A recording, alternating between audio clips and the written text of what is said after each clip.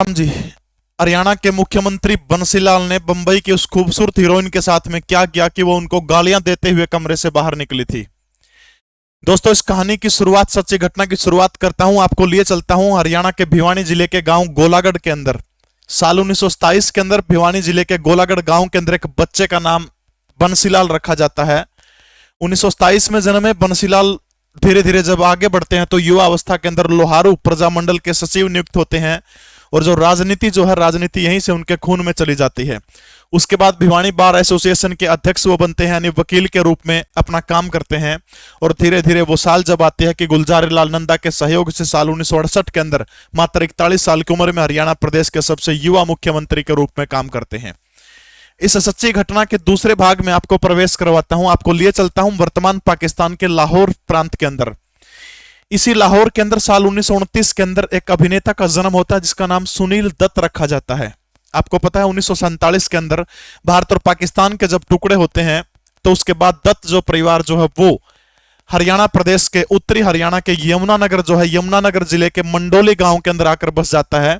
और आज भी जो दत्त परिवार जो है उसका पूरा का पूरा रिश्ता जो है मंडोली गांव से है। इसके बाद सुनील दत्त जो है मंडोली गांव से निकल करके लखनऊ चले जाते हैं और लखनऊ के बाद में वो बंबई जाते हैं। बंबई के अंदर जो है बस कंडक्टर का काम करते हैं। धीरे धीरे करके फिल्मों के अंदर वो जाते हैं। आपको याद होगा 1957 के अंदर एक सुपर डुपर हिट फिल्म आई थी जिसका नाम था मदर इंडिया। इसी मदर इंडिया फिल्म के अंदर एक रोल किया था इनकी मां का, जिसका नाम जो था परिवर्तित नाम है नरगिस दत्त। आपने नाम सुना होगा, मेरे पीछे देख सकते हैं।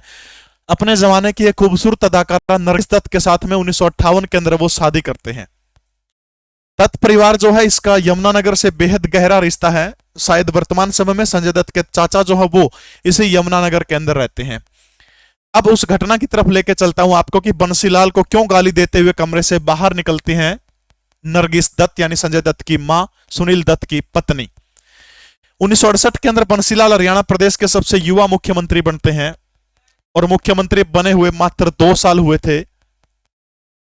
एक दिन चंडीगढ़ उनके निवास स्थान के ऊपर बंबई की एक खूबसूरत हीरोइन जो बहुत फेमस हो चुकी थी, चंडीगढ़ के अंदर उनके निवास स्थान मुख्यमंत्री हरियाणा का जो निवास स्थान है वहां पर आती है।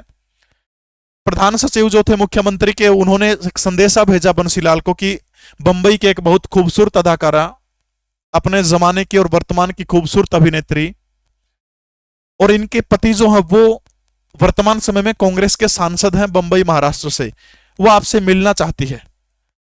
तब चौधरी बंसीलाल ने कहा कि मेरे पास अभी 3 घंटे और लगेंगे मुझे। फाइलों पर वो सिग्नेचर कर रहे थे कि मैं अभी फाइलों के ऊपर साइन कर रहा हूं, 3 घंटे बाद मैं उनसे मिलना चाहूंगा। अब 3 घंटे 2-2.5 घंटे हुए थे। नरगिस दत्त को यह चीज अच्छी नहीं लगी क्योंकि वो कहां बंबई के अंदर बड़े लेवल के ऊपर थी। वो चली जाती है और जाते समय कमरे से गालियां बकती है कि एक मूर्ख व्यक्ति को हरियाणा प्रदेश का मुख्यमंत्री बना दिया। दरअसल वो इस काम के लिए बंसीलाल के पास आई थी कि यमुनानगर का मंडोली गांव जो है जहां पर इनका परिवार पाकिस्तान से आकर के बसा था, वहां पर अपने सास ससुर की समाधि जो है वो समाधि दूर खेतों में थी और उस समाधि से जो गांव से खेत की तरफ जो रास्ता जाता उस रास्ते में बहुत सारी झाड़ियां थी। 2-3 किलोमीटर का वो रास्ता था और वो ये चाहती थी कि 1-2 दिन बाद एक कार्यक्रम था उसकी सास ससुर के ऊपर, उस समाधि जो थी वहां पर एक कार्यक्रम था कि उस कार्यक्रम के अंदर रास्ते में जो झाड़ियां जो उन झाड़ियों को काट करके वहां पर पानी का छिड़काव अगर हरियाणा सरकार कर दे तो बंबई से बहुत सारे हीरो वहां पर उनके समाधि के ऊपर फूल चढ़ाने के लिए आ रहे थे। गुस्से में चौधरी बंसीलाल को गालियां बकते हुए नरगिस दत्त बंबई चली जाती है। अब 3 घंटे निपट जाते हैं। 3 घंटे बाद जब चौधरी बंसीलाल फाइलों के ऊपर सिग्नेचर करके जैसे फ्री होते हैं तो अपने प्रधान सचिव को बुलाते हैं, बुलाकर कहते हैं कि बुलाइए उस खूबसूरत हीरोइन को। तब वो कहता जी वो तो चली गई गालियां देते हुए कि हरियाणा का एक मूर्ख मुख्यमंत्री है हरियाणा प्रदेश का। बोला क्या काम आई थी? काम जब बताया गया कि इस तरह समाधि है और वहां पर झाड़ियां हैं, 3 किलोमीटर वो कटवा के वहां पर पानी का छिड़काव करवाना है। बोले परसों प्रोग्राम है, जो उनके प्रधान सचिव ने बताया कि सिर्फ 1 दिन बाकी है।